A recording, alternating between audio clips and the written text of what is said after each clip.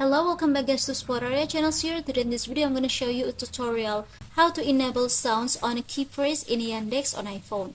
But before it, I hope you guys click subscribe and the bell button to support the channel. And so now without any further ado, let's get started to the video.